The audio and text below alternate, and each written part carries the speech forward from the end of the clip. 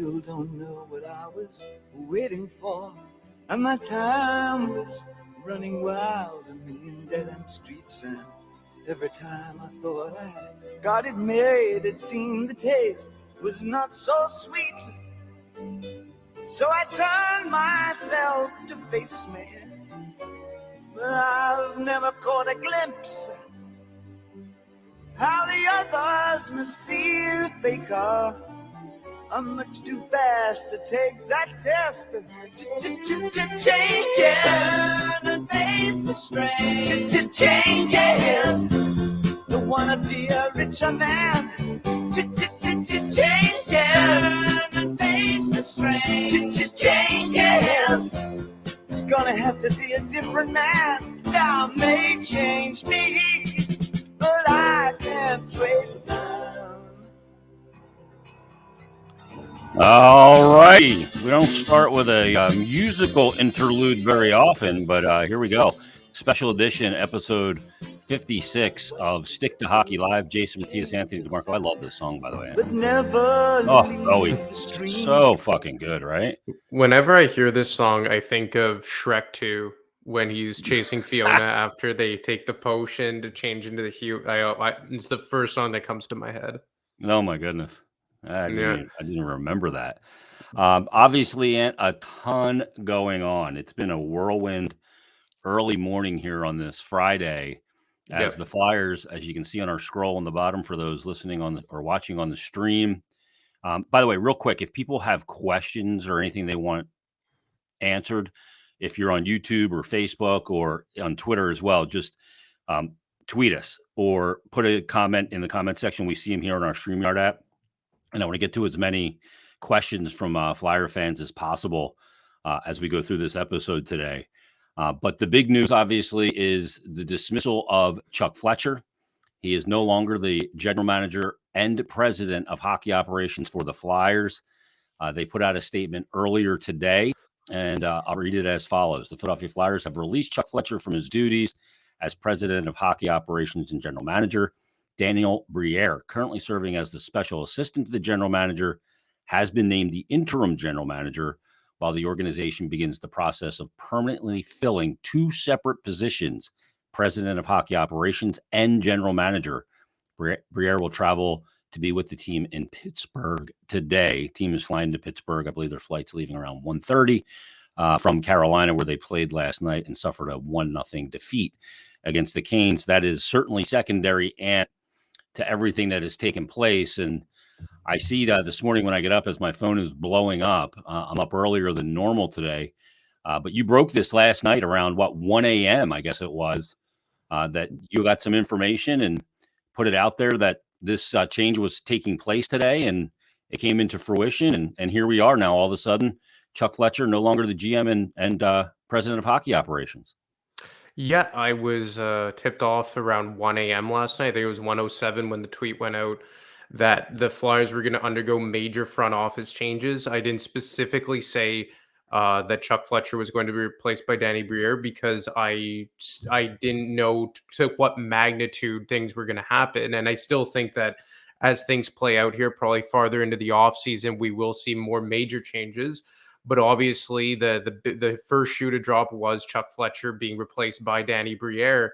And, this chatter had been getting louder since the trade deadline, specifically Tuesday night during the Tampa Bay Lightning game, that I really started hearing more and more chatter, speaking to several sources around the organization. I wrote that piece early Wednesday morning that several people had said to me that they thought it was pretty much a slam dunk that it was going to happen after the season. But as I wrote in my piece on Wednesday morning, based on how loud this talk was getting, it wasn't going to shock me that if it came sooner, which it ultimately did just 72 hours later, or not even. And I think that the fact that Danny Briere is at least the interim replacement was low-hanging fruit. It does not shock me in the least. I wasn't told definitively that he would be the successor, but I was told definitively that in any type of house cleaning, he would not be a part of it. And he's someone that they view as a part of the future, both from the hockey side and the business side, very well respected and liked in that organization. So not overly shocking the outcome, but kind of shocking how quickly things kind of caught traction here. Yeah, and for those that don't know, when Danny first retired, he took a little time away. And then when he decided to get back to work after his playing career, he initially started on the business side, because I remember when he, came back into the organization and started working, his initial goal was not to be in hockey. On the hockey side of it, it was on the business side. And he was shadowing Sean Tilger, who was the president of business operations at the time. And I remember our radio station meetings, broadcast meetings that we had once a month with Sean Tilger, and all of a sudden Danny Briere sitting in there in those meetings with us.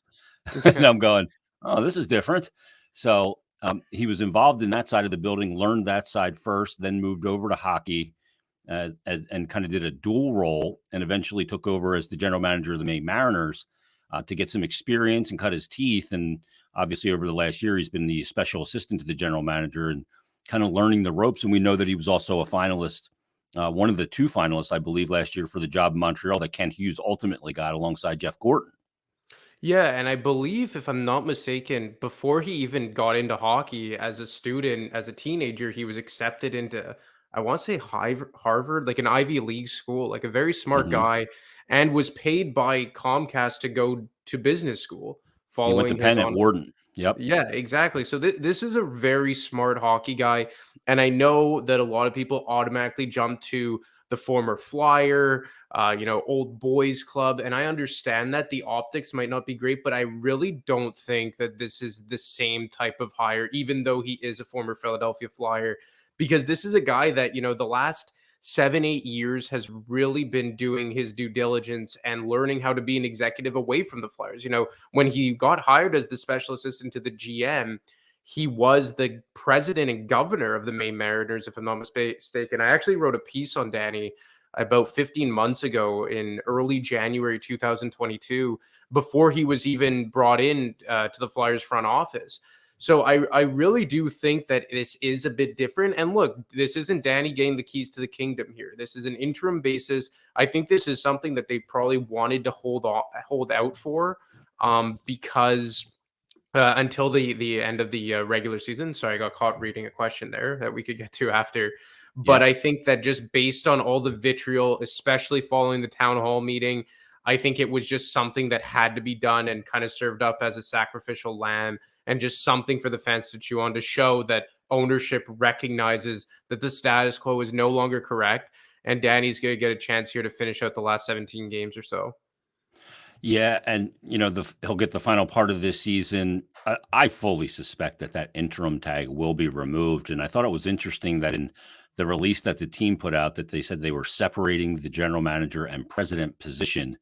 And to me, that makes sense, especially if Danny's going to be the GM. I broke that story on Flyers Daily with Danny. He was back in school. I remember I was booking the interview with him, and he said, "Oh, I have to be at class." And I said, "What do you mean you're in class? This is a former NHLer who made a ton of dough, right?" He goes, "Well, I went back to school." When I talked to him, he goes, before we even started recording, I said, he's going back to school at Penn to learn more business acumen, to Yeah. better prepare himself. And I thought, I was really impressed by that, because I go, this is a guy's got a lot of money, could probably just skate on his hockey reputation, but he's decided to go back and put the work in at the University of Pennsylvania and the Wharton School, which is one of the best business schools in the world, and to better prepare himself that when he does get this opportunity, provided it was coming, that he was going to be as prepared as possible. So, and one of the things is, this is now a week later from the deadline, by short of a couple of hours. The deadline was 3:00 last Friday. Here we are on Friday, and the change has been made. One of the big things, and you just kind of mentioned it and alluded to it, was that they wanted to show the fans that, their anger and their disdain for what has taken place and where this team is for the last number of years, 3+, is not acceptable. And that it's not just, hey, we don't care, the building's got a decent amount of fans in it, and we're still making money. This is about getting it right. And I imagine that this may only be the beginning of what changes may take place, because you do have to have a staff in place to run the rest of the season, A. Yeah. And B, not ideal to do it in season at this point, but they felt the need that, I guess, the figurehead or the body they decided to put on the front of the bar, like in The Unforgiven, when Morgan Freeman's character was on the front of the bar, is Chuck Fletcher. Well, look, I mean, what is really going to change that Danny Briere takes over to finish out the regular season? Nothing. He's going to go be the GM, their representative at the GM meetings this upcoming week. And aside from that, the trade deadline's over. You have limited roster transactions you can make. I mean, it's pretty much going to be status quo. And you have Brent Flair, who's probably going to oversee the Phantoms, and Barry Hanrahan, who's going to continue to run the cap and all that. But I think this was about optics, and everything that has gone on here the last week or so, or even plus the last several months, has been about the optics, because nothing Chuck Fletcher has done since the beginning of the regular season has altered the future of this franchise. Even JVR not getting moved. Was it bad? Was it a terrible look? 100%, but that's exactly what it was, a bad look. The fact that they didn't pull a 4th or a 5th round pick to, in exchange for him isn't going to change anything. But it was about the optics. And yes, you can't always make major decisions based on optics. But in this scenario, I think it had to, because I just think that the fans needed to be heard. And I think that even though the Flyers have started to trend in the right direction, I think today was another good step in that you had to show the fans that, yes, we realize that this thing needs a brand new coat of paint. Because like I said last week, short of saving world hunger, nothing Chuck Fletcher did would ever get him back in the good graces of the fans. And that's just the fact of the matter. And I think this was something that, kind of speaks to the fact that maybe they need a new direction and a more solid direction at the very top of the organization. The fact that this was heavily contemplated back in December, and now they're doing it kind of on a whim because of what's happened over the last 7 days. But again, it feels like this is just the first shoe to drop, and more moves are on the way once the season wraps up. And, how deep it goes beyond this remains to be seen. And, one of the prevailing thoughts a lot of times is, oh no, and you alluded to it before, oh no, here we go again with another former flyer. And Brian tweets in and says, I like Briere, but we've been down this road of former player gets GM job before several times. Convinced at this point Briere will be replaced as a GM in a few years by a retired Giroux. That actually made me laugh. I mean, that is the way things happen in hockey. A lot of times it is former players. Rob Blake in LA, right? I mean, you see former players all over the league end up back in the league. These are hockey lifers, and I don't think this is a situation where it's, hey, Danny was a former Flyer and a great playoff performer, and that's why he's the right guy for this job. He's very well thought of around the league. Yeah. I just through the process he went through from the business side into hockey operations, going back to school at Penn, all of that stuff. And, this is a guy I think that has positioned himself to earn this opportunity, which is, a lot of times, that's the difference. There's a difference there when a guy, just is given something because of the player he was. I think Danny has put himself in a position, to be successful here because of how he's taken these steps and incremental steps towards getting a shot in the big chair in the NHL. And, people are saying you don't want to hire a guy just because he's a former Flyer, and that's true. But you also don't not want to hire someone just because he's a former Flyer. Yeah. You can't judge the book by its cover, right? And I know Danny Briere has the cover of a former Flyer, a guy who was brought in by Paul Holmgren. But like you said, this is before my time, but it's not like Bob Clark retiring in the 80s and then getting hired as GM right away. Or I know Homer kind of bounced around a bit. He went to Hartford. But again, another example of a guy who was hired heavily because of when he was a player and the long-standing, kind of influence he's had in the organization. Like Danny Briere's a guy that I could tell you, I was here in Montreal. He's still like a local folk hero here. The people love him, heavily because he is a Quebecois, obviously, but also because he's a really smart guy. And if I'm not mistaken, in 2021, he was considered for the AGM job with the Arizona Coyotes, if I'm not mistaken. Played there too. Exactly. He was drafted by the Coyotes. So yes, like I understand the optics of it.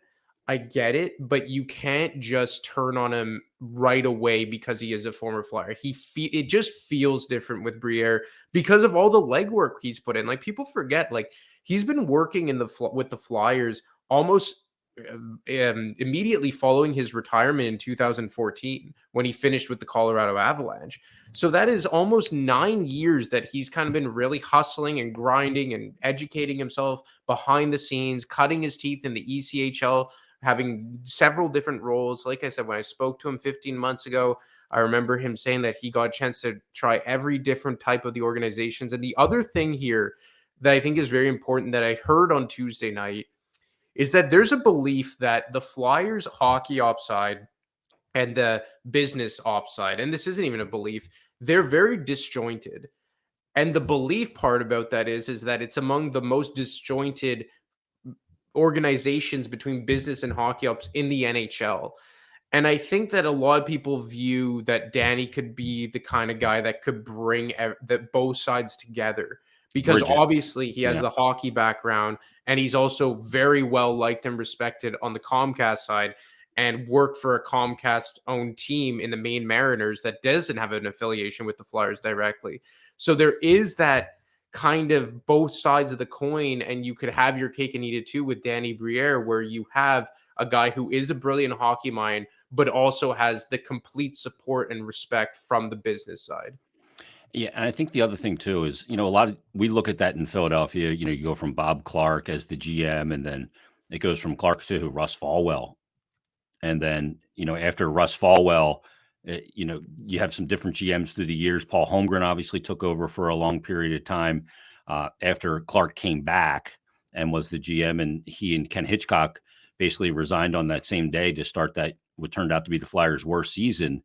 And then Holmgren took over, and then they hire Hextall as an assistant GM from LA, where he had just won 2 cups in 4 years, working with Dean Lombardi out there. And Hextall comes over as the assistant GM. And it seemed obvious at the time that he was the heir apparent to Paul Holmgren, who stepped down. A lot of people say in light of the Shea Weber offer sheet, because a lot of other GMs didn't want to deal with Paul after he put a poison pill offer sheet in front of Shea Weber, which eventually Nashville had to match. And the offer sheet was actually worth more money than the Nashville Predators were worth at the time as a total organization. And then Hexie takes over. We know how that went. He was fired. Chuck Fletcher came in, who had no affiliation with the organization. He's not a former player. Had no ties to the organization. His dad did not work for the organization. No, hockey guys know hockey guys. Then there's connections between Chuck Fletcher and Bob Clark and blah, blah, blah. But still, now you go back to a former player. And I think an important element of this, Ant, is if it is going to be Danny and that interim tag is going to be removed, who is the president? Who is going to take over that role? I would say it's very unlikely that you see a Paul Holmgren step back into that, who is pseudo-retired and wants to spend more time with his family, his grandkids, and everybody else, and has been, I guess, listed as an advisor. Clarkie's not going into that role. So who is the potential candidate to be the next president of this organization and help guide it back to big-time relevance? Well, I mean, I haven't heard any, like there's some names just floating out there, right? Like you could say like a Ray Shiro, or like I've said for a while, like a Chris Pronger type. Like you've heard names like Mike Fuda, who I think works in the LA organization. I believe you brought up earlier today Scott Mellenby. Like, yep. I mean, I think it's so AGM in Montreal, very well thought of. I know he's a former player. He played a lot of his career in Florida, and he's with the St. Louis Blues organization right now, working for Army. Yeah, so I mean, look, there's a lot of options, but it's gonna have to be a big vetting process. I mean, like I've said I've said a guy like Pronger just because he had a very similar background, but I don't think Pronger wants to get back into hockey ops. It seems like he has his traveling business with his wife, if I'm not mistaken. Yeah, but president role's different though. I think that maybe is something that could peak in. Well, like the reason why I've always said Chris Pronger is because I look at Brendan Shanahan in Toronto, And similar kind of like Pronger's more outgoing and funny and stuff, but like both worked at the NHL head office and player safety. Pronger had that role in the Florida Panthers front office, so he has a bit of experience. And like, I know he's a former Flyer, but like, he's not a former Flyer. He's a former Blue. And if he's not a former Blue, he's a former Duck. Like, I mean, he's Edmonton like, Oiler. Yeah, I mean, he's so not even thought of as a Flyer, like, at least in my opinion. And I just think that that's a character that would be a good buffer between hockey operations and ownership. And I think what's so imperative here is that you get a guy who could tell ownership, within reason, of course, to fuck off. And I'm sorry to say that, but there is no circumstance where the general manager should be directly reporting to Dave Scott or any Comcast figurehead, whether it be Dan Hilferty or Val Camilla, whoever it is, Brian Roberts. There's no situation where that should ever be the case. And I always use this example because their ownership structures are so similar. But you look at the Toronto Maple Leafs. They're owned by Rogers, or directly owned by MLSC, which is a subsidiary company of Rogers. The same concept of Spectacor to Comcast, like the parent company. Mm-hmm. And Larry Tannenbaum is the CEO and chairman of MLSC, i.e. Dave Scott in this scenario. But Kyle Dubas isn't talking directly to Larry Tannenbaum. Tannenbaum isn't the guy signing off on every coaching decision or big trade or big contract. It's Brendan Shanahan. And he's the conduit to ownership. He's the conduit to ownership, and he oversees everything with hockey ops. And the only time you're going to hear about Larry Tannenbaum making a big decision is if Brendan Shanahan's getting shit canned. Yeah. And that's because corporations, big telecommunication companies like Rogers and Comcast have no business having the final say on hockey ops.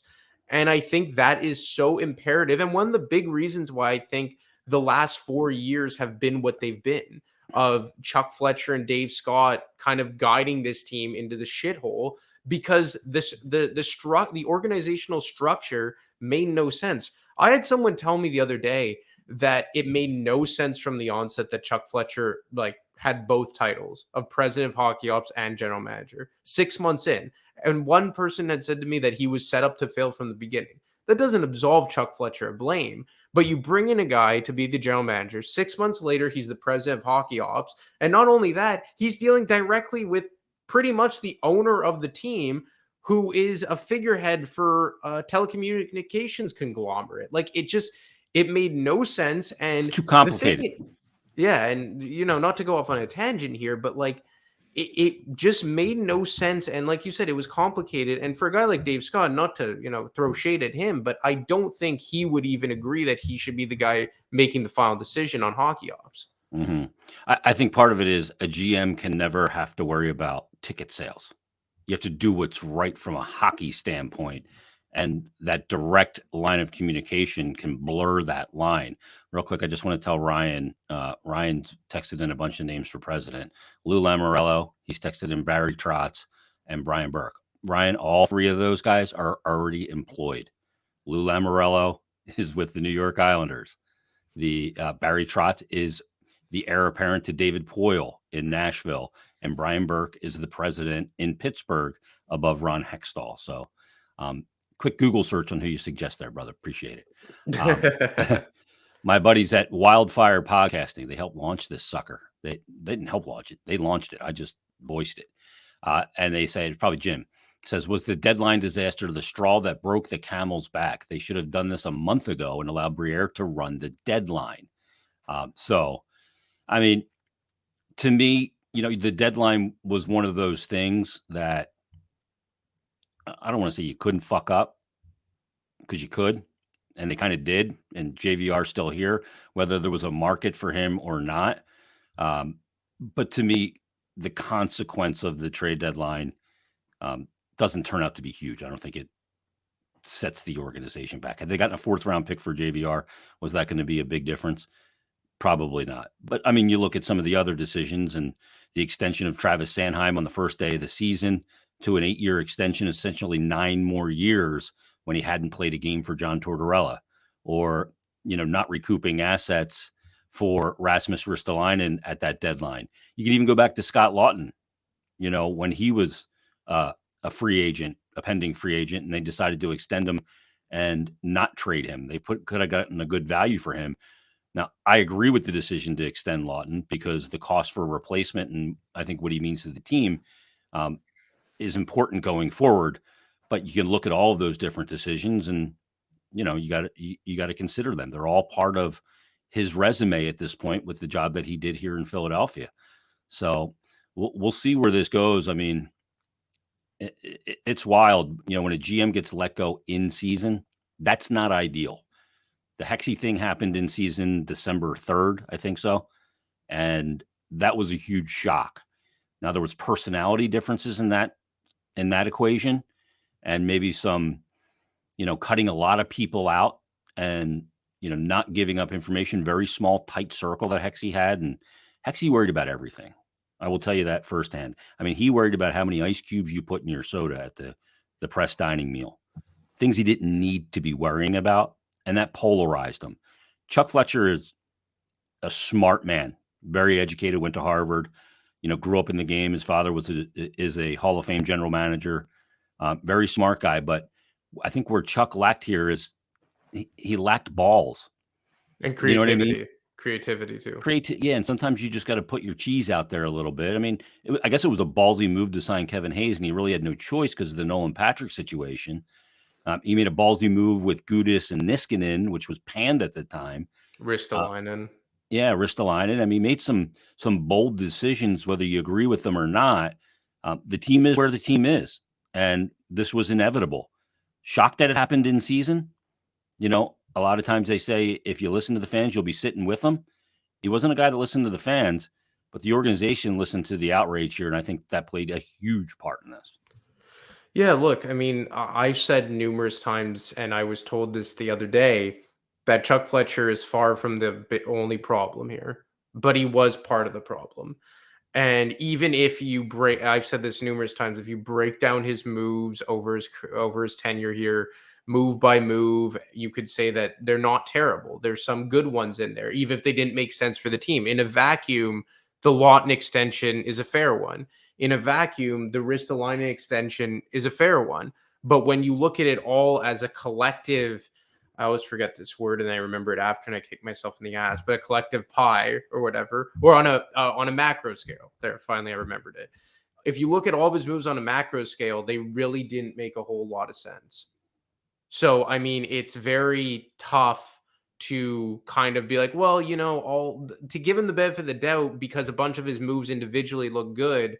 When you put them all together, it's a fucking mess. Yeah, and that's where the team is right now. What does this mean for John Tortorella? The GM that hired him is no longer the GM. Now, Danny was a part of that process, and I think he and Torts, and you've heard Torts talk about Danny. I think that they're pretty much on the same page and what this team needs moving forward from a coaching perspective. I love the hiring of Torts, as we've talked about ad nauseum. I think he is the right guy at this time for this job. But how this affects things moving forward. And, one of the things we heard about, Ant, too, was the Kevin Hayes Columbus conversation. And people said, well, that's going to save Chuck his job because if he has a deal in place, they're not going to fire him because if you fire the GM, the new GM could go, no, I'm not into doing that. The parameters we agreed to with Jarmo Kekalainen. Now, I don't know that that's really any kind of impediment at all. I really don't. No, I don't think so. I think those are fun things to say on social media. And look, this isn't look, Danny Briere was part of that front office too. I mean, at least in the interim, Brent Flair is still there, although I can't imagine that Brent Flair is here that through the offseason. Him and Chuck, their close relationship goes back to their time in Minnesota. It feels like they're kind of a package deal. So I don't think that's going to really destroy any potential deal between the two teams. And look, we're not talking about a monumental shift in both organizations here, right? This is going to be a cap dump for all intents and purposes. You're going to retain a third of Hayes' money and you're going to trade him for a second round pick or some shit. That's what a Kevin Hayes deal is going to look like. It's not like you're trading Ivan Provorov for Zach Werenski. It's not going to be a monumental trade that, shakes up each team's respective core. So, I mean, look, I think that any potential deal that Chuck maybe laid the groundwork for, maybe a Provorov deal, maybe a Sanheim deal, I don't think those are in major jeopardy. Like, I don't think other teams are going to nix deals that they think could benefit them just because Chuck Fletcher is no longer there. And the fact that there is still a familiar face in Danny Briere in charge, at least interimly, will help that as well. In the release that the Flyers sent out, there's an interesting quote in here from Dave Scott. And I want to read this to you and get your thoughts on it and get everybody's thoughts on it. He says, in releasing Chuck Fletcher, Flyers fans deserve a better team than we've seen on the ice over the past few seasons and a clear plan to return this team to Stanley Cup contention. We know that this will be a multi-year process, and we are committed to doing it right. So again, committing to the rebuild, because we want to put this franchise on a path towards winning the Stanley Cup period. And this is the part that really grabbed me. He says, in the coming days, we will begin the process of restructuring our hockey operations department by separating the president and general manager positions. We view this as a critical opportunity to not only reestablish the standard of excellence that our fans expect, but also to bring new energy, accountability, and strategic vision to our organization. That part is the part that jumps out to me. And, new energy, new vision. So all said and done, and I don't know if you're hearing anything about this when the season does end, and I suspect we'll hear about some more changes, whether that's Brent Flair, who was kind of a package deal with Chuck Fletcher and has run the drafts, or whether that's other guys in the front office, hockey operations advisors and such, guys like Clark, guys like Holmgren, guys like Bill Barber. Do you expect all those guys to kind of be out of the loop here with a new, hockey operations department and management structure that is totally fresh, with the exception of Danny Briere? If they're going to be out, I'm not sure, but I did hear at length, and it was stressed pretty severely, that they're a problem, for lack of better terms, in the eyes of some in that too many organization. cooks in the kitchen type thing, right? It's too many cooks in the kitchen, and I think they let their personal feelings and, for lack of better terms, the old boys club vibe get in the way of making smart hockey moves. Like, look, it's no secret that Chuck Fletcher's dad is very good friends with Bobby Clark. It's no secret that, Paul Holmgren, who personally was the guy who was president when they hired Chuck Fletcher, probably thinks fondly of Chuck Fletcher. So I think I mixed the names up, but you get the point I'm trying to make. Bill Barber is longstanding friends with all those guys. Dean Lombardi has been lurking in the shadows for all these times. Like, look, they need a fresh vision. Like, these guys are senior advisors, but when you hear stories that Dave Scott is leaning on these guys as to whether or not he should make a move on his general manager back in December, and they all ultimately sway him away from making said move, that's something that can't be had. If you want to be used as soundboards in a coaching search, which Holmgren and Clark were used as for John Tortorella, fine. It's another opinion. But I mean, you can't be asking these guys what the philosophical direction of the team should be. And that's what I think it's become. I had one person tell me that guys like, he specified Barber and Homer specifically, that, they're around far too much than you would assume advisors to be. And you've heard the rumblings that, Barber is Dave Scott's personal hockey consigliere, which is, you could take that for what it's worth. And I don't know if it's specifically just them. Like, maybe we see Dave Scott retire, ride off into the sunset, like, he's no spring chicken. He's been put in place ever since Ed Snyder passed away. Like, he has blood on his hands too. Like, yes, he isn't, deciding who they claim off waivers or signed contract extensions, but he has been the guy that Hockey Ops reports to for quite some time here.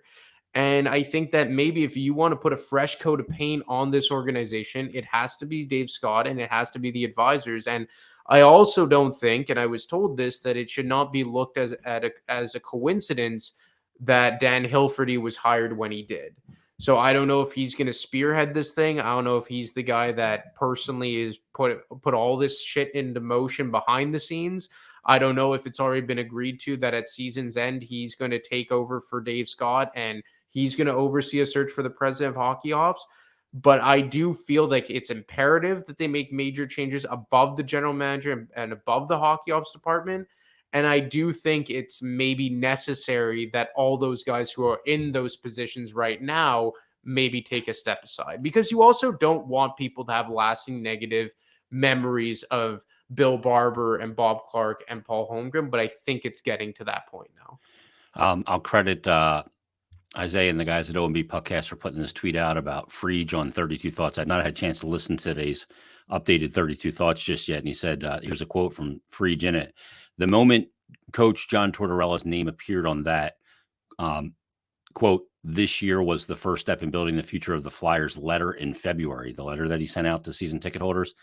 Friedge said it signaled where everything was going. The as yet undetermined part is how deep this rebuild will go, but there's a chance it will be more significant than expected. One governor said this week that early in the season, comp tickets for Philadelphia games were up 50% over 21-22. Nothing delivers a message louder than that. That's interesting. Hit him in the pocketbook is what they say.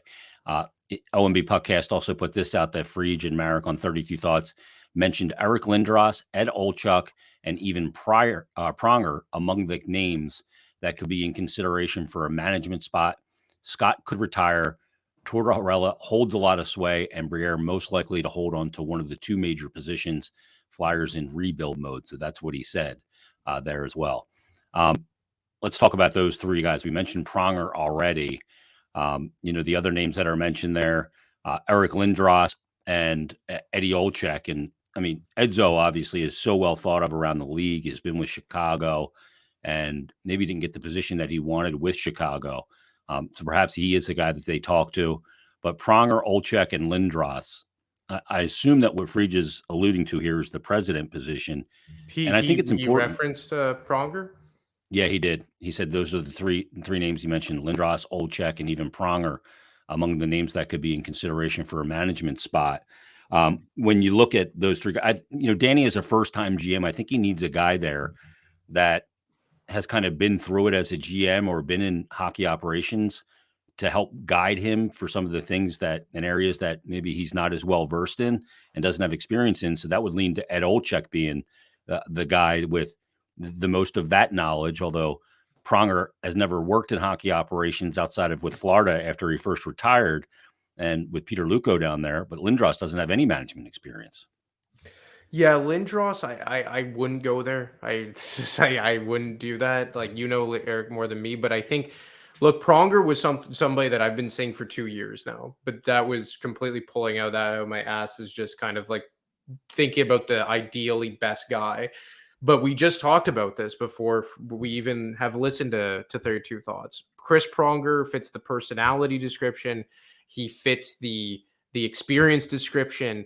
Like, obviously him and Danny have some form of a relationship from when they played together. But again, like, I know he played here for just over 2 years, barely 2 years, but he's not a former Flyer. Like, he's a St. Louis Blue through and through. And if he's not a St. Louis Blue, he's an Anaheim Duck. He just stopped here right in the twilight of his career, even though that twilight for the first year was still fucking amazing. So he has experience in another front office, Florida. He has experience in the NHL's front office.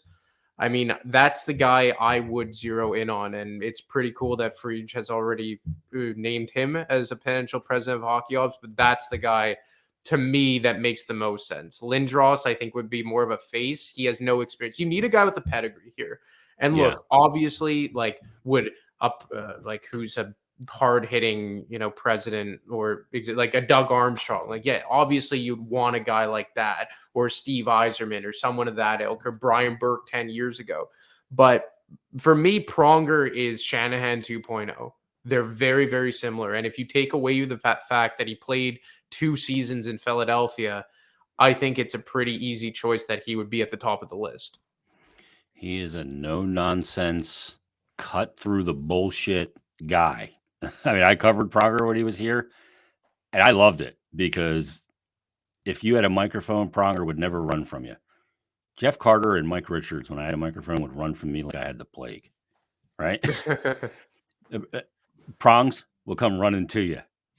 Matter of fact, after the Flyers lost the Cup, Game 6 against Chicago in 2010, the only guy that came out to talk to me on the radio in the postgame show was Chris Pronger. I always remembered that. So He's not a guy that's going to run from anything.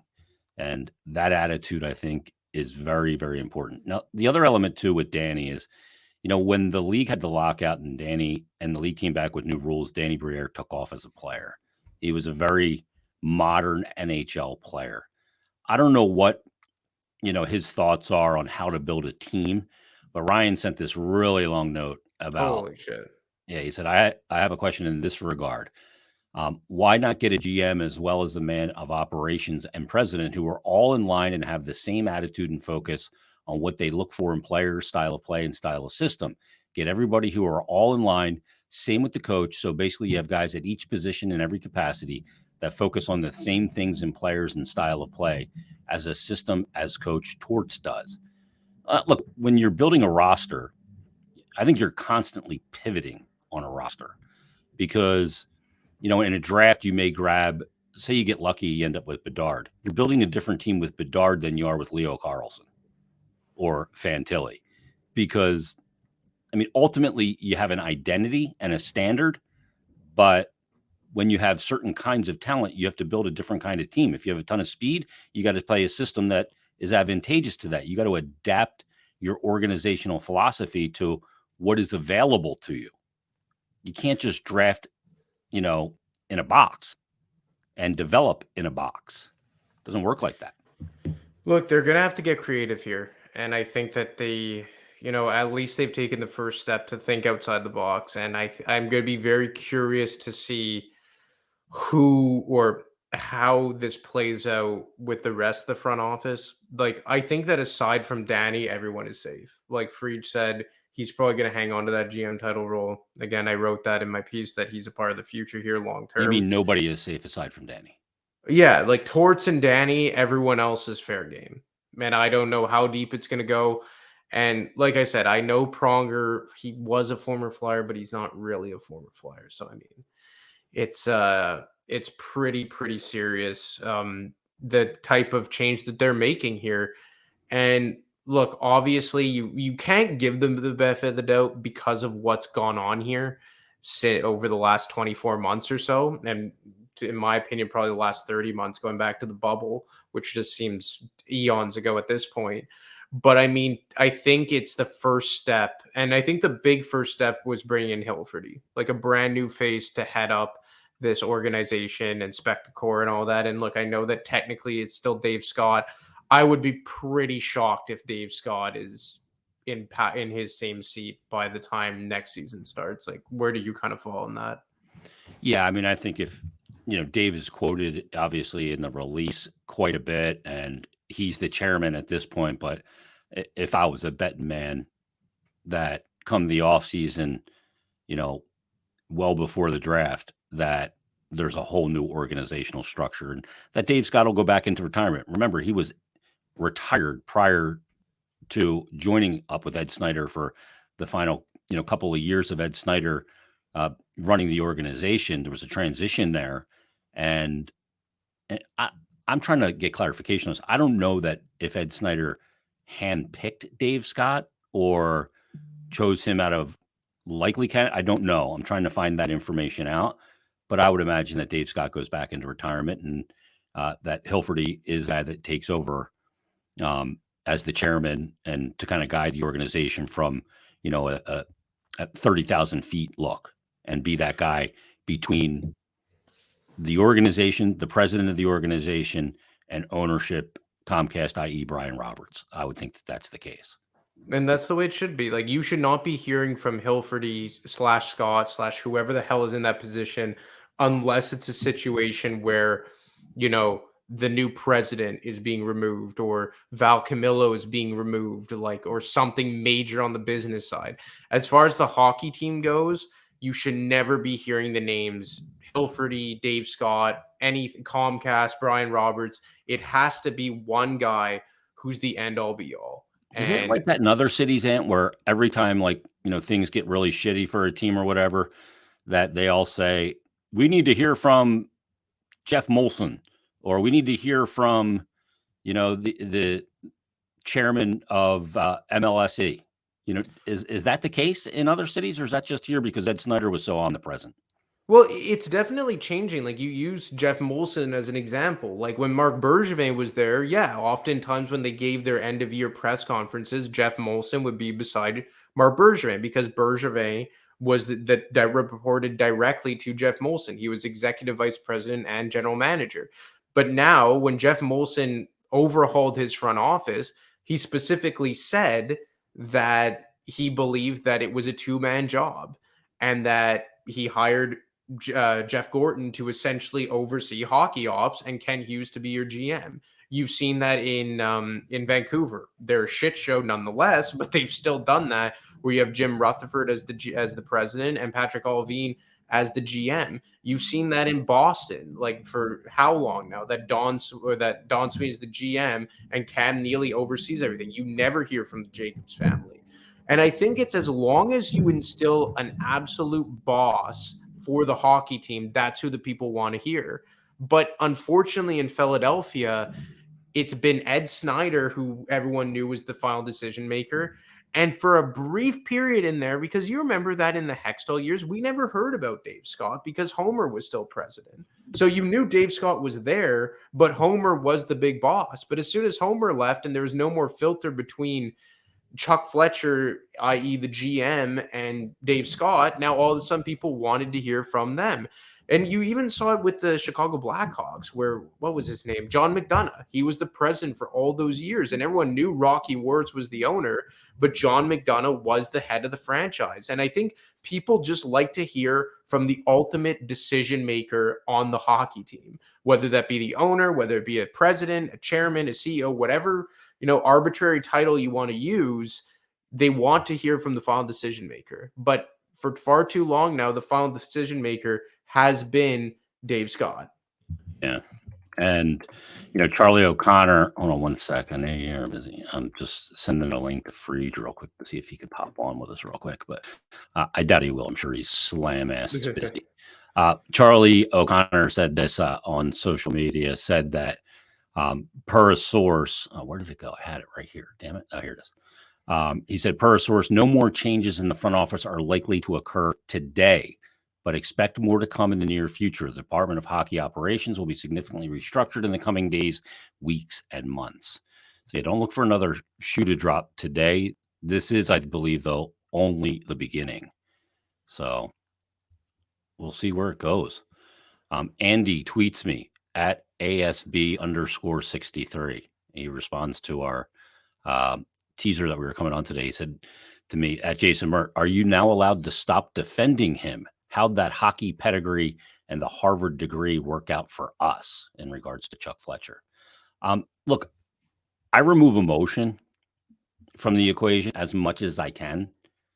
And I've talked about on Flyers Daily quite a bit, and here with you, Ant, and on Stick to Hockey a lot, that where the organization is right now, unacceptable. Unacceptable. It has, so many questionable decisions.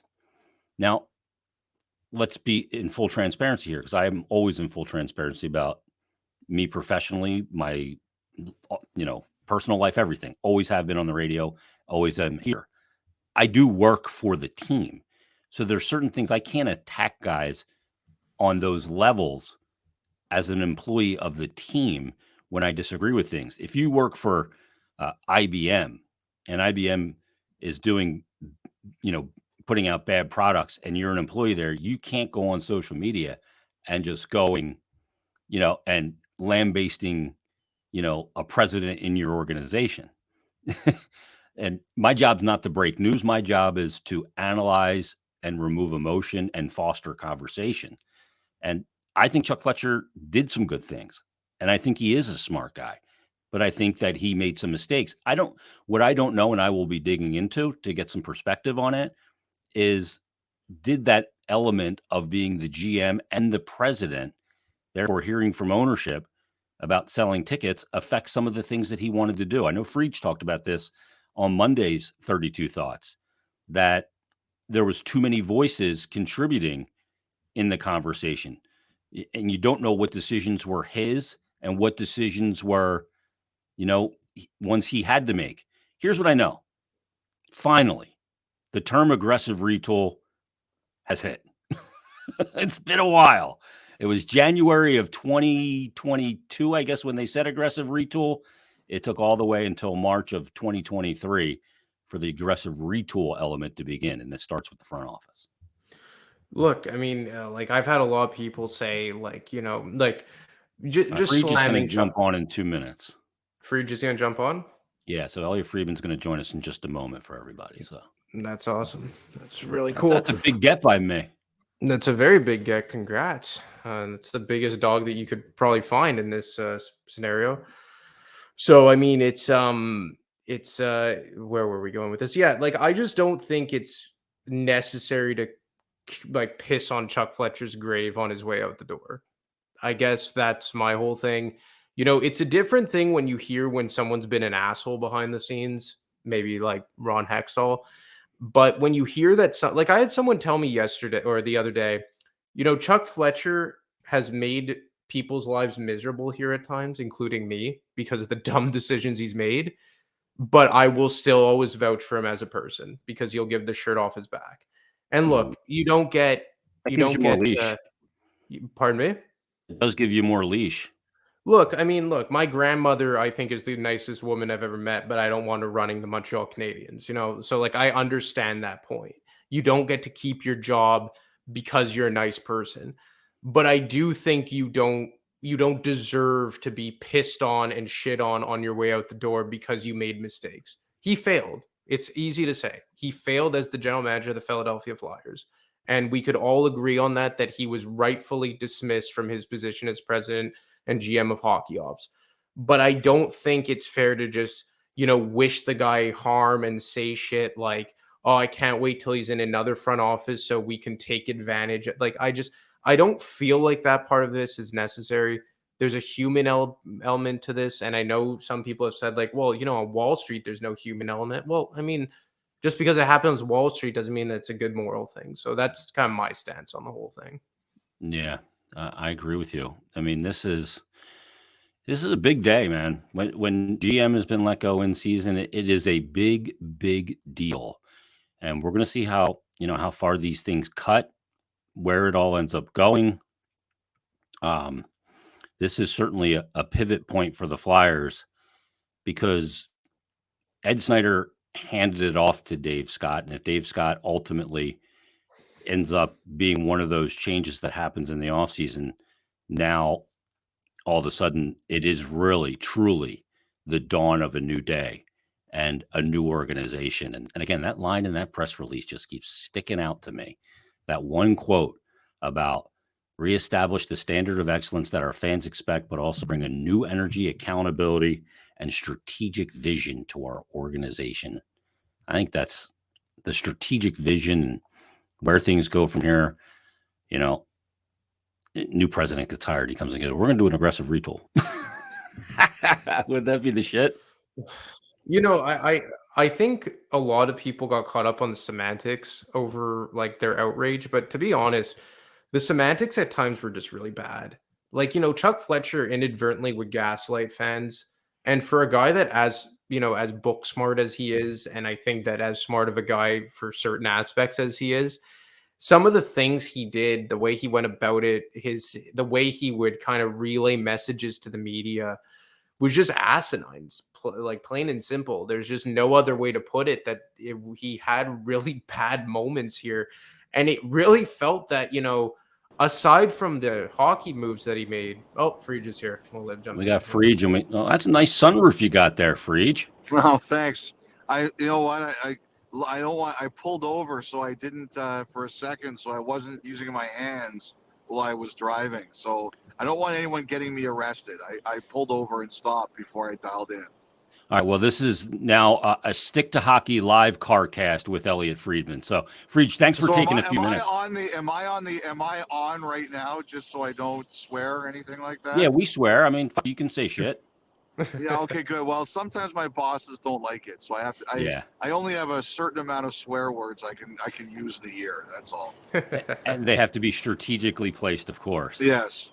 Friedge, let's start here because I know you only got a few minutes, but I appreciate you joining us. When whole thing kind of goes down, how long has this been brewing? What have you been hearing? that this came to a head, and how much of the trade deadline and non-trade of James Van Riemsdyk played a part here? Well, I think, I think this was trending. I actually heard in January that, or I might have been December. I think in December, there were starting to be some rumors that this might happen in January, and I looked into it in the time, and people were like, no, that's too soon. But it was obvious to me that the wheels were being laid in motion, and I always believed, guys, it was going to happen after the season. But I do think the deadline and the reaction and the aftermath, it sped it up. Because as I wrote this week, a governor had reached out to me and said, at least early in the season, he didn't have the latest figures. Flyers comps were up, and like complimentary tickets. And that's always a bad one. Like, when he heard us talking on the podcast last weekend, or I also mentioned on Merrick's show this week at some point that I thought there were a chance that hockey ops changes were coming, and somebody said to me, like, the comps were up, and that's one when you have a number that jumps kind of out of nowhere, that's something that really gets the attention of an organization. So I think it was coming, guys. I do think the aftermath of the deadline accelerated it. Yeah, Friedge, Anthony DiMarco here. Over the last couple of days, like you said, it seems like everything really accelerated this process. But as we know, I don't think it's a secret that the Flyers senior advisors have a heavy hand, or have had a heavy hand, in the philosophical direction of this team. How much of an impact do you think, or how much do you think they were consulted on this? And where do you think their particular outcomes could come from the coming fallout? Well, first of all, Anthony, hello. Secondly, I it's too early to say. It's interesting. It's interesting. I've had mixed kind of answers on that to this point. I think that I do think that, I just want to be careful with what I say. I think there's a chance that everything here changes. I don't know. I think it's, what is clear to me is that Philadelphia's hockey operations, or business operations, and ownership have been discussing about changes for a while, and what that's all going to look like, and what that's all going to mean. And I just think that there's a chance that we are going to see differences in the way that things are going to operate. We know there's going to be a long rebuild. They've never done that before. We know there's going to be two jobs here. What are the duties of, one thing we don't know yet is, like, sometimes when you have a president of hockey ops, like you look at Boston, Cam Neely and Don Sweeney, you look at Colorado, Joe Sakic and Chris McFarland, you look at those kinds of setups, it's one person's job to manage up, and it's another person's job to manage down. One handles the hockey ops and everything beneath them, and one is sort of like the lead. Nope, there goes Friedge. We lost Friedge for a second as he's driving in the Toronto metropolitan area. We'll see if we can get him back here very quickly. Nope. There he is. You're back now, Friedge. No, he's gone. Oh. You guys got good cell phone reception up there in the north of the border? What's the deal? He's an employee of Rogers, so he can't give his honest opinion, I guess. That's okay. I'm with Rogers too on my cell phone. But yeah, I guess until we get Friedge back here, I do think, and the other thing I kind of want to ask him about this, if we have time, of course, is that, the timing of the Hilferty hiring and how much of an impact that had on everything. Because like Friedge said, like, there was a lot. All right, guys, I have to run. I got to go too, but I do think the possibility that this could be the end for Dave Scott could answer that question too. Absolutely. Hey, Friedge, thanks for a couple minutes. Drive safe up there, all right? Yes. No touching the phone. No touching the phone. I was using my CarPlay. Good job. Well, the sunroof looks good, and the ceiling's nice and clean. Be well, Friedge. Thanks. Thanks, guys. Take care. And there he is, Elliotte Friedman. He's a busy guy this time of year and all this going on. I wanted to ask him, because let me kick him out of the studio here. So I'll kick him. There, we just kicked Friedge off Stick to Hockey Live. That's a new high for the program. One of the things I wanted to ask him was that moment back on, let me give you the exact date here, February 14th. It was Valentine's Day, when all of a sudden we get the email that Daniel J. Hilferty joins Comcast Spectacor as the chief executive officer. Dave Scott to continue as chairman. Was that the beginning of how I termed it now very poignantly of aggressive retool? Is that when this all started? Is my question. I have a feeling it is. That's when an action plan started to go into place. I think, as Friedge said, he mentioned that it was probably going to come into effect in the offseason. I think that's when they started to want to get their ducks in a row. And then this was just the shoe dropping in response of the trade deadline. I think that that's really what fast-tracked this whole thing, because you saw the vitriol online. You saw what happened at Town Hall. Like, you saw, like, Steve Coates trying to act like a human shield, which, I mean, I can understand Coates' standpoint, but at the same time, you can't, judge fans for the way they feel about a hockey team. And I think this was literally something just to calm the angry mob today. This was a move about optics. That's what today was about. I think that it's not the end all be all. Friedge just went into depth about how they're going to have a president of hockey ops and a general manager. He was kind of explaining the two different responsibilities that both have. But I mean, I just think that all in all, it's a baby step in the right direction. And I think this season has been a long list of baby steps, both from on the ice and what John Tortorella has brought in that regard. And now you're seeing it in the front office and the overall organization of the team or direction of the team. And I think that we should really, I think that it's a good day. As unfortunate as that is to say, because like I said before Friedge jumped on, I don't think it's ever fun when someone loses their job, even though they are paid handsomely. And I'm not saying that, but I just think that it was something that was desperately needed. Just a couple more things here. Drago629, Ivan Drago, I must break you. He says, do you think Torts will take input from Briere with the quote interim tag?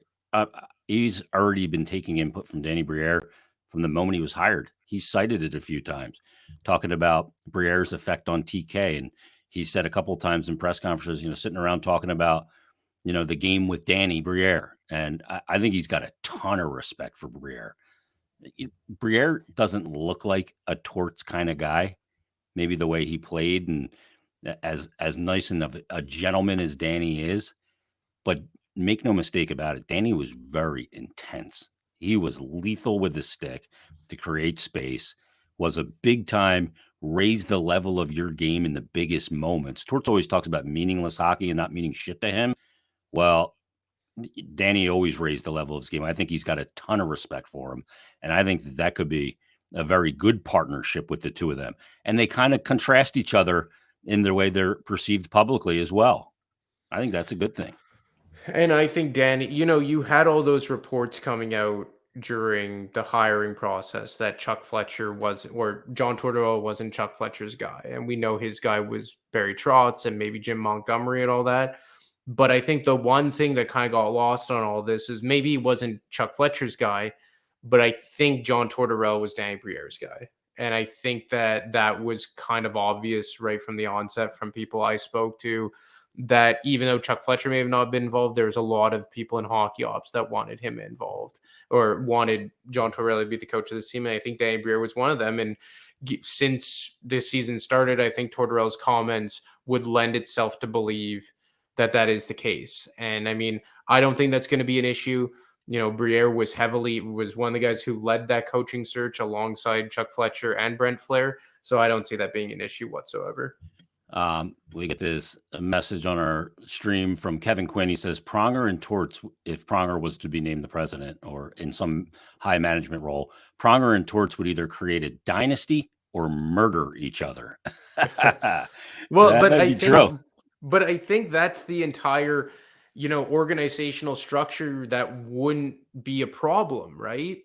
That's the entire point of what we're getting to, is that theoretically I mean, sure, from time to time, of course, but theoretically, Pronger and Torts wouldn't and shouldn't be in direct contact with one another.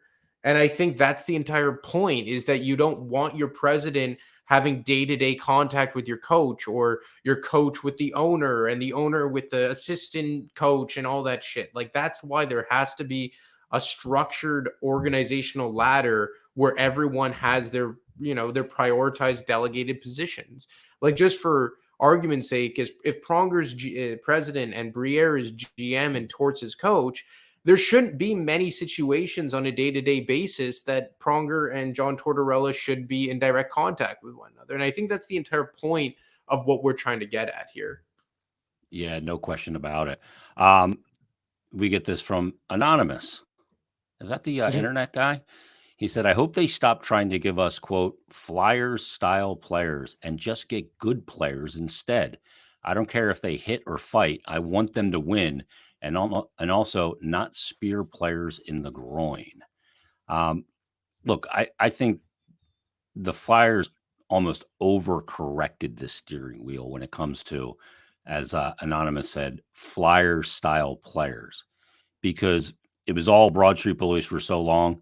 And then I think that they became a really soft team the moment that they traded Wayne Simmons. And they became a team, for lack of a better term, I know this term gets made fun of a lot, they became a team that was easy to play against. There was no accountability for the opposition. And I think they overcorrected the steering wheel and drove themselves into a ditch in a way by doing that. Have to have some of that. If you want to call that a Flyer-style player, is Pat Maroon a Flyer-style player? Maybe in the DNA of the organization, yeah. Is Matthew Tkachuk a Flyer-style player? Oh, hell yeah. And he could play for my team any day of the week. I think you got to have some of that grit, some of that accountability for the opposition on the ice, because we've seen teams that don't have it and they don't go anywhere in the playoffs. And if they do go somewhere in the playoffs, it's after they got it, like Tampa did. Yeah, no, I don't think that that's like Flyer style players. Like, they haven't had that identity, like you said, since Simmons came aboard. And even when Simmons came aboard, like, Ron Hextall kind of stripped all those players away. Like, you get rid of Scott Hartnell, you get rid of Zach Ronaldo, you get rid of Steve Downey, like all the guys that were those types of players when Holmgren was in charge. In quick order, Ron Hextall kind of, shoveled those guys out the door. And you didn't really draft those kind of guys either. Like, maybe Wade Allison's the only one that really made a big difference in that, in terms of being a Flyer type of player. But look, I think that you can't think about that yet. Like, everyone knows in that organization that they need high-end talent. Like, before he was fired, Chuck Fletcher said it, Danny Briere said it, John Tortorella said it. Everybody knows. Everybody's well aware in that organization they need star players. But I do think that you've seen a tangible difference to what, let's say, a guy like Nick Delorier has meant this year. Now that he's playing good hockey, what a guy like Rasmus Ristolainen has made this year. So yeah, Sealer as well brings a little Nick bit of that. Sealer, Although, yeah. I mean, big picture, Nick Sealer is your 7th D, and I don't know that he fits the timeline of the rebuild anyway. Risto, as long as he's here, and he's got 4 years after this, does. You look at Delorier, who's got 3 years after this, does. I did a thing on Flyers Daily about players who's got what left to prove. And I put together a list of players that still have something to prove. And I had Frost, Sanheim, Farabee, York, Hayes, and Allison on that list. And then the guys who have, to me, kind of proven what they are, good, bad, or indifferent, were TK, Lawton, Provorov, Tippett, Cates, Ristolainen, kind of a tweener, Sealer, Delorier, and obviously Hart. So, when you look at those guys that still have something left to prove over these final, 17 games now, Frost still has something to prove. Although over the last, 35 games, he has one more point than Owen Tippett does, but our perception of the two players is vastly different. And then you look at Sanheim, who healthy scratched in Calgary, benched for a period. He and Torts got to figure that out, and he's got to come back next year and have a good year. Farabee, I think Torts is going to give Farabee the pass this year because of a surgery on the neck on June 25th. He understands that. York, to me, still has a little bit to prove. Been better, been good since he's been back up. Hayes, I don't know. I don't know if he's part of the long-term plan here. I tend to think not. And then Wade Allison's a guy too that needs to prove he can stay in the lineup. But Allie's a guy that plays the game with reckless abandon. I always say this, Ant. NFL running backs, when they step out of bounds, in the NFL, it's not guaranteed contracts, and you don't sign a deal and see every penny of what you signed for. They say when they step out of bounds half a yard short or a yard short instead of taking the hit, that's a business decision. Wade Allison doesn't play the game with any business decisions. He's a guy who knows how to play one way. Boards be damned. He's going to be a bowling ball out there, and that's going to affect his availability at times. Yeah, I mean, I think there's a lot to like here, and I think that's what's kind of gotten lost in this season, is that despite like a lot of dysfunctionality off the ice, or a lot of speculation, for lack of better words, off the ice, there has been a lot to be encouraged about on the ice, and I think that's what we've come to realize about this team. But I mean, it's something that I think now that we're still going to focus, obviously, on what happens in the front office. We're going to focus on what happens with who's the next president, where Danny Briere falls in all this and all that. But I feel like maybe finally we could, park our disdain for Fletcher at the door because he's gone now, and just start focusing on maybe some of the positive things to come out from the on ice product. Yeah, and where they go now going forward. All right, let's wrap it up there, Ant. This was, we certainly said a lot. We analyzed it quite a bit. Tons to talk about. We'll see how things develop. And, as Charlie said in his tweet, Charlie O'Connor, that no other moves are imminent today. And we'll see what happens here in the coming weeks. I guess 5 weeks basically from the season ending on April 13th, I believe, in Chicago. And we'll see what happens immediately, the aftermath of the season, and what other changes taking place. This is, to me, is just the beginning, and where they go from here and the decisions that are made ultimately will determine a lot. And we just hope that, with this move, that Danny Briere brings, a different light to the organization, and maybe a little luck, a little lottery luck. Not 2017 lottery luck where you end up with Nolan Patrick basically in a 2-player top of the draft, and the Devils take Heischer. Flyers are left with Nolan Patrick, but then the 3 guys taken after in Cale Makar, Heiskanen, and Elias Pettersson. So you hope the Flyers, maybe they get a little lottery luck, and boy, that'd be a great way for Danny to start out his GM tenure, if that is in case what happened. Into his lap. If that fell into his lap. A Bedard falls into your lap, it's like, okay. Starting out on the right foot, that's for sure. By the way, I brought these numbers up on Flyers Daily. This is just absurd. So Bedard in his draft year, let's go back to Connor McDavid in his draft eligible season. Through 47 games played, he had 44 goals, 76 assists, and 120 points in 47 games. And McDavid, to me, is generational, bar none. Yeah, he hasn't won a ton in the playoffs in the NHL, but Bedard, 47 games played, and this is draft eligible season, 59 goals, 15 more goals than Connor McDavid, 64 assists, so 12 less assists, but 3 more points with 123 points. That's the type of player that's sitting there. Hopefully Danny Briere brings that luck, and maybe the Flyers end up with a shot at a player like Connor Bedard. If they're in the bottom 5 of the NHL, you get a realistic shot of winning that lottery.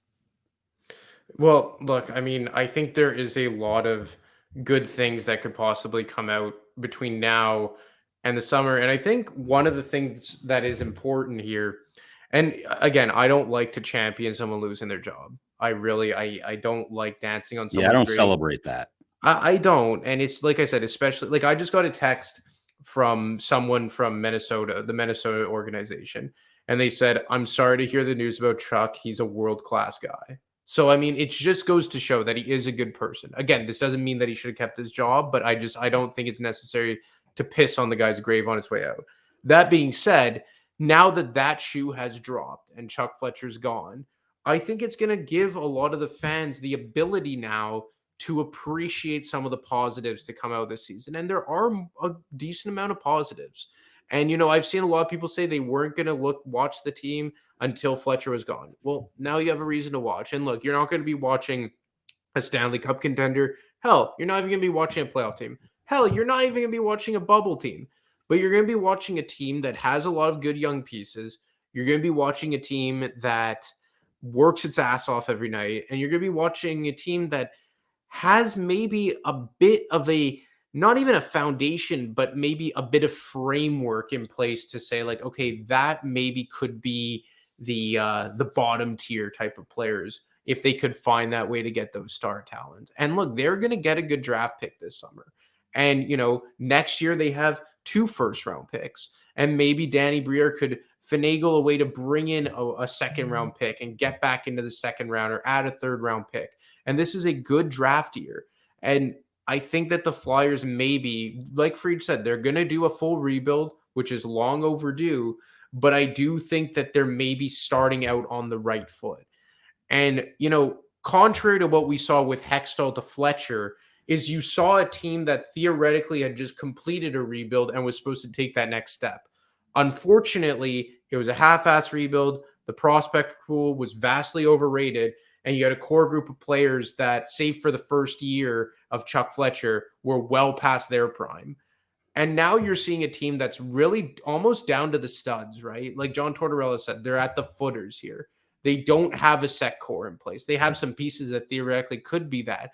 But it's like whoever's going to be heading up this hockey ops, whether it's Briere, whether it's Chris Pronger, whoever, they kind of have a clean slate to work with here with a decent amount of young talent. And I think that the other thing I'll say about this is maybe we'll look back a bit fonder on the Fletcher and probably Flair regime, depending on how they've drafted when all these picks come to fruition, what York ends up being, what Forster ends up being.